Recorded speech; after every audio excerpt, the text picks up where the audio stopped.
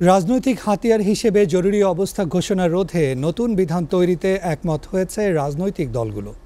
দুপুরে ঢাকার foreign service একাডেমিতে জাতীয় ঐক্যমত্য কমিশনের সাথে দ্বিতীয় ধাপের সংলাপে ১২তম দিনে ঐক্যমত্যে পৌঁছায় দলগুলো।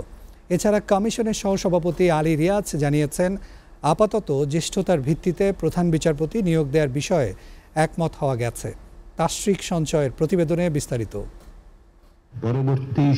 রাষ্ট্র সংস্কারে দেশের সকল রাজনৈতিক দলের অংশগ্রহণে নেওয়া হচ্ছে নানা পদক্ষেপ। চলছে ধারাবাহিক আলোচনা। ১২তম বৈঠকে অন্যান্য সংস্কার প্রস্তাবের সাথে গুরুত্ব পায় দেশে জরুরি অবস্থা জারির পদ্ধতি, প্রধান বিচারপতি নিয়োগ প্রক্রিয়া এবং তত্ত্বাবধায়ক সরকার ব্যবস্থা।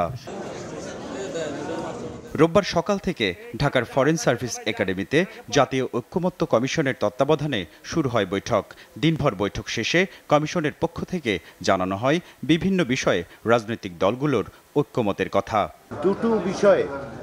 দুটো বিষয়ে ঐক্যমত্য প্রতিষ্ঠিত হয়েছে আজকে। আমাদের দৃঢ় বিশ্বাস যে আমাদের যে অগ্রগতি সাধিত হচ্ছে সেই অগ্রগতি অব্যাহত রেখে আমরা জুলাই মাসের শেষ নাগাদ একটি জাতীয় সনদে উপনীত হতে পারব।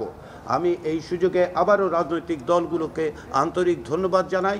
তারা তাদের সাংগঠনিক কার্যক্রম সত্ত্বেও এবং বিভিন্ন রকম ব্যস্ততা সত্ত্বেও প্রতিদিন জাতীয় ঐক্যমত্য কমিশনের আহ্বানে উপস্থিত থাকছেন, আলোচনা করছেন, আন্তরিকভাবে আলোচনা করছেন, হৃদ্যতাপূর্ণভাবে আলোচনার মধ্যে দিয়ে পরস্পরের বক্তব্য অনুধাবন করার চেষ্টা করছেন। দেশের অভ্যন্তরীণ গোলযোগে জরুরি অবস্থা জারির সুযোগ বদলাতে একমত রাজনৈতিক নেতারা।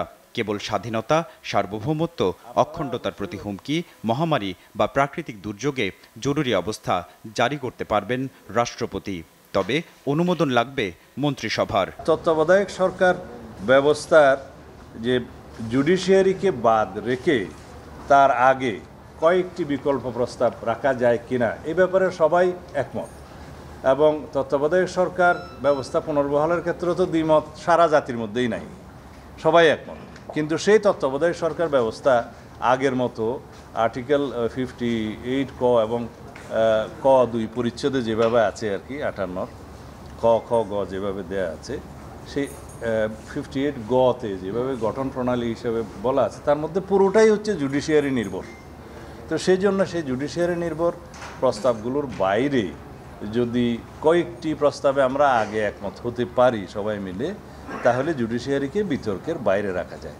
নির্বাচনকে সামনে রেখে দ্রুততম সময়ে বিভিন্ন ইস্যুতে একমত হতে ঐক্যমত্য কমিশনের এই কার্যক্রম চলবে। নীতিগতভাবে কেয়ারটেকার সরকারের ব্যাপারে সব দল আগেই একমত হয়েছে এবং সেটাতে আমরা আছি। এটা ফরমেশন নিয়ে নানা ধরনের অল্টারনেটিভ আছে।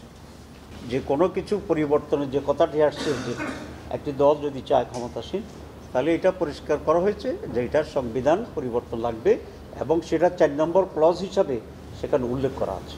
সকল রাজনৈতিক দল এটি পুঙ্খানুপুঙ্খভাবে আরও বিশ্লেষণ করছে, ভাবছে। কমিশনও আমাদেরকে গতদিন 2টি প্রস্তাব দিয়েছিল, সেখান থেকে তারা আজকে আরেকটি প্রস্তাব দিয়েছে। বিএনপির পক্ষ থেকে একটি প্রস্তাব এসেছে আজকে। আমরা যেমন একটি প্রস্তাব আগে দিয়েছিলাম, জামাতে ইসলামী তারা সম্ভবত সামনে একটি প্রস্তাব দিতে যাচ্ছে। সবগুলো প্রস্তাব নিয়ে আলাপ আলোচনার মাধ্যমে একটি জায়গায় আমরা যেতে পারবো বলে বিশ্বাস করি। তাসরিক সঞ্চয়, SATV, ঢাকা।